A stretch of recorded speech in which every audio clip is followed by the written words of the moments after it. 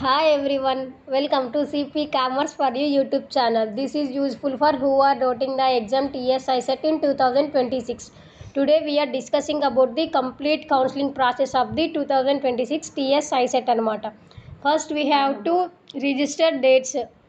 So TSI set 2026 అని గూగుల్లో official website అనేది ఒకటి ఉంటుంది. దాంట్లో లాగిన్ ఐడి అని వీ హ్యావ్ టు క్లిక్ చేసిన తర్వాతకి we have to slot booking certificate verification అనేది ఉంటుందన్నమాట. ఫస్ట్ మనం స్లాట్ బుకింగ్ అని రిజిస్ట్రేషన్ డేట్స్ అని ఒక సైట్ అనేది కనిపిస్తుంది. దాన్ని క్లిక్ చేస్తే స్లాట్ బుకింగ్ అని చెప్పి ఒక లైన్ ఉంటుంది. దాన్ని క్లిక్ చేసిన తర్వాతకి సర్టిఫికేట్ వెరిఫికేషన్ అనేది మనం చేసుకోవాలన్నమాట. అక్కడ మినిమం ఓన్లీ మన 10th class hall ticket number and Aadhaar card number and also caste income IDs అయితే అడుగుతుంది. సో మీరు ప్రీవియస్గానే క్యాస్ట్ ఇన్కమ్ అనేది ఆఫ్టర్ ఏప్రిల్ 1 తర్వాతకి తీసుకుంటే ఉంటే బెటర్. ఉన్న తర్వాతకి మనం ప్రాసెసింగ్ ఫీ అనేది పే చేసుకోవాల్సిందనమాట. ఓసీ అండ్ బీసీ వాళ్ళకి 1200 రూపీస్ అనేది ఉంటుంది. ఎస్సీ ఎస్టీ వాళ్ళకి 600 రూపీస్ అనేది ఉంటుందన్నమాట.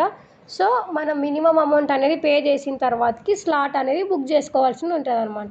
స్లాట్ బుకింగ్ అనేది ఎలా చేసుకుంటారంటే to the help line centre it means ఏంటిదంటే ఓల్డ్గా ఇప్పుడు టీఎస్ మన స్టేట్లో 31 డిస్ట్రిక్ట్స్ ఉన్నాయి కదా, 31 డిస్ట్రిక్ట్స్లో హెల్ప్ లైన్ సెంటర్ అనేది ఉండదన్నమాట. ఓన్లీ గవర్నమెంట్ పాలిటెక్నిక్ కాలేజ్ అనేది ఎక్కడైతే ఉంటుందో ఓన్లీ ఆ సెంటర్స్లో మాత్రమే సర్టిఫికేట్ వెరిఫికేషన్ అనేది ఉంటుందన్నమాట. టీఎస్ఐ సెట్ అనేది ఆఫ్లైన్ సర్టిఫికేట్ వెరిఫికేషన్, ఆన్లైన్ అనేది కాదనమాట. సో ఆల్ రిక్వైర్డ్ డాక్యుమెంట్స్ అనేవి must and should kept. All certificates అనేవి తీసుకోండి కాలేజ్ నుంచి. ఇన్ కేస్ ఆఫ్ కొంతమందికి డిగ్రీ రిజల్ట్స్ అనేవి రాకుండా ఉండొచ్చు. సర్టిఫికేట్ వెరిఫికేషన్ మన కౌన్సిలింగ్ టైం దాకా అయితే రిజల్ట్ అందరికి వస్తాయి. అయితే గవర్నమెంట్ అనేది చూస్తుంది అనమాట. అందరివి రిజల్ట్ వచ్చిన తర్వాతకే కౌన్సిలింగ్ డేట్స్ అనేవి అరేంజ్ చేస్తారు. అంతకన్నా ముందే కౌన్సిలింగ్ డేట్స్ అయితే ఏం పెట్టారు. సో రిజల్ట్ రాని వాళ్ళు టెన్షన్ పడాల్సిన అవసరం అయితే ఏం లేదనమాట. ఇన్ కేస్ ఆఫ్ మెమోస్ కొన్ని యూనివర్సిటీస్లో మెమోస్ తొందరగా రావు.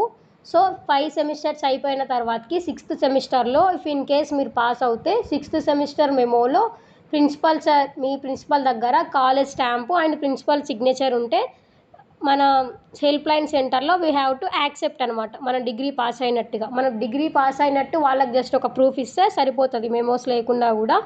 సో ఆల్ డాక్యుమెంట్స్ అనేవి రెడీగా చేసుకొని పెట్టుకోవాలి. డాక్యుమెంట్స్ ఇట్ మీన్స్ ఓన్లీ కాలేజ్లో మన మెమోస్ అయ్యుండొచ్చు, బోనఫైడ్స్ అయ్యుండొచ్చు. TC doesn't matter for the certificate verification. TC అనేది ఓన్లీ మన కాలేజ్ అడ్మిషన్ టైంలోనే అడుగుతారు.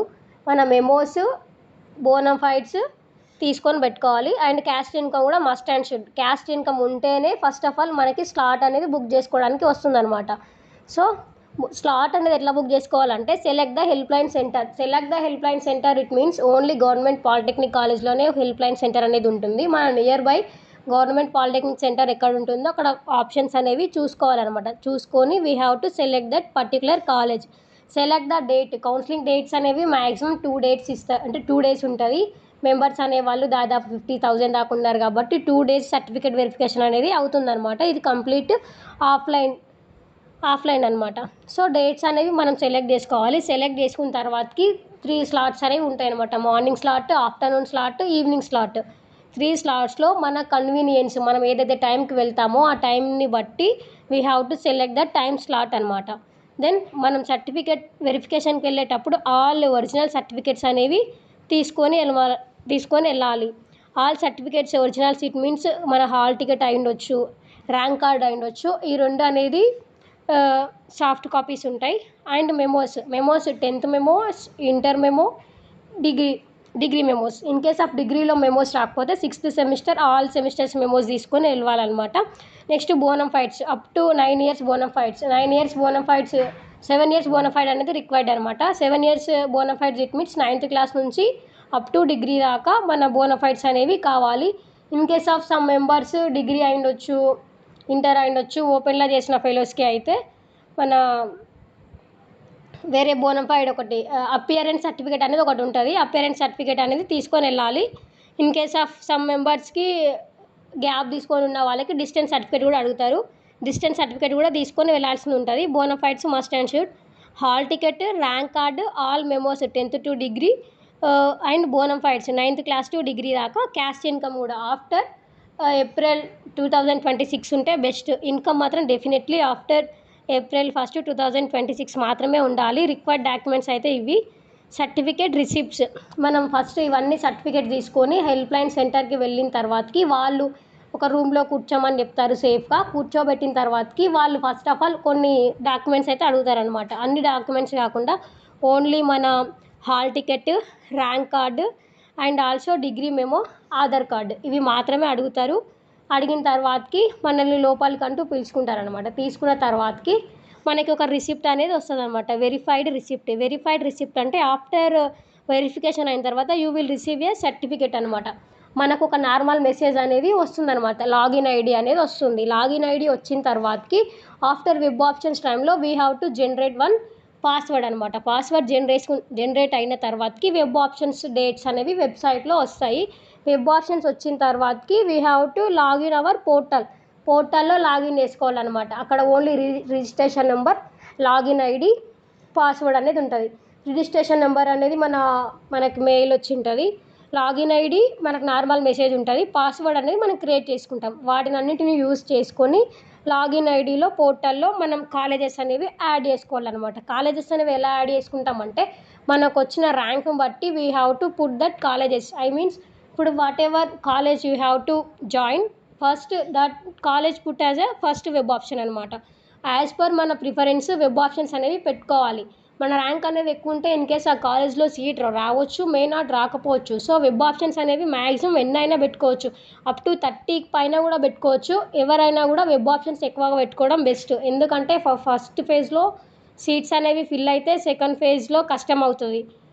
ఓన్లీ 2 phases మాత్రమే ఉంటాయి. First phase and final phase. Third phase అలాంటి ఫేజెస్ అయితే ఐసెట్లో ఏమి ఉండవు. మన వెబ్ ఆప్షన్స్ పెట్టిన తర్వాతకి వాటిని సేవ్ అండ్ కన్ఫర్మ్ చేసి పడేస్తే నెక్స్ట్ సీట్ అలాట్మెంట్ అనేది అవుతుందన్నమాట. సీట్ అలాట్మెంట్ అయిన తర్వాతకి మనం రిజల్ట్ అనేవి చెక్ చేసుకోవాలి. రిజల్ట్ చెక్ చేసుకున్న తర్వాతకి ట్యూషన్ ఫీ అనేది అడుగుతుంది అనమాట. ట్యూషన్ ఫీ అనేది ఎస్సీ, ఎస్టీ అండ్ మైనార్టీస్కి ఏ కాలేజ్లో చేసినా కూడా 0 ఫీజు మాత్రమే ఉంటుంది. ఓన్లీ ఫీజు ఒక 100 రూపీస్ చూపిస్తుంది. అది పే చేస్తే అయిపోతుంది. Remaining fellows either BC, remaining OC categories అందరికీ కూడా ఓన్లీ 100 కాకుండా 27,000 మాత్రమే ట్యూషన్ ఫీ అనేది గవర్నమెంట్ నుంచి వస్తుంది. రిమైనింగ్ అమౌంట్ అంతా అప్పుడే పే చేసుకోవాలన్నమాట. అప్పుడే అమౌంట్ పే చేస్తూనే మనకు పర్టికులర్ కాలేజ్లో సీట్ అనేది కన్ఫర్మ్ అవుతుంది. సో మనకు సీట్ అనేది కన్ఫర్మ్ అయిన తర్వాతకి కాలేజ్ని రిపోర్టింగ్ డేట్స్ అనేవి మనకు పర్సనల్గా వస్తుంటాయి అనమాట. పర్టికులర్ ఏ కాలేజ్లో సీట్ మనకు వచ్చిందో ఆ కాలేజ్లో మనం రిపోర్టింగ్ అనేది చేయాల్సి ఉంటుంది. ఆ కాలేజ్ వెబ్సైట్లో చూస్తే మనకు రిపోర్టింగ్ టైం అనేది కనిపిస్తుంది. సో ఆ కాలేజ్కి వెళ్ళి రిపోర్టింగ్ చేయాల్సింది ఉంటుంది అనమాట. సో కంప్లీట్ హోల్ ప్రాసెస్ ఏంటిదంటే ఫస్ట్ రిజిస్టర్ డేట్స్ అనేవి వస్తాయి. వచ్చిన తర్వాతకి ఫీజు వచ్చేసి ఓసీబీసీ వాళ్ళకు 1200, ఎస్సీ ఎస్టీస్కి 600. ఆ ఫీజుతోని హెల్ప్ లైన్ సెంటర్స్ అనేవి ఉంటాయి. హెల్ప్ లైన్ సెంటర్స్లో డేట్, హెల్ప్ లైన్ సెంటర్ని, టైంని వీ హ్యావ్ టు సెలెక్ట్ చేసిన తర్వాత ఆల్ రిక్వైర్డ్ ఒరిజినల్ డాక్యుమెంట్స్ అనేవి తీసుకోవాలి. Hall ticket, rank card, all memos 10th to degree, all మేము బోనఫైడ్స్ అనమాట. 9th to డిగ్రీ దాకా ఆల్ బోనఫైడ్స్, క్యాస్ట్ ఇన్కమ్ అనేవి కొత్తవి తీసుకొని ఆల్ డాక్యుమెంట్స్ తీసుకొని హెల్ప్ లైన్ సెంటర్ దగ్గరికి వెళ్ళిన తర్వాతకి వాళ్ళు మనకంటూ ఒక లాగిన్ ఐడి ఇస్తారు. లాగిన్ ఐడి ఇచ్చిన తర్వాతకి మనం పాస్వర్డ్ క్రియేట్ చేసుకున్న తర్వాత వెబ్ ఆప్షన్స్ అనేది పెట్టుకోవాలి. వెబ్ ఆప్షన్స్ తర్వాతకి మనం కాలేజ్లో జాయిన్ అవ్వాలన్నమాట. ఫర్దర్గా ఇంకేమైనా డౌట్స్ ఉంటే కామెంట్ చేయండి. Thank you all.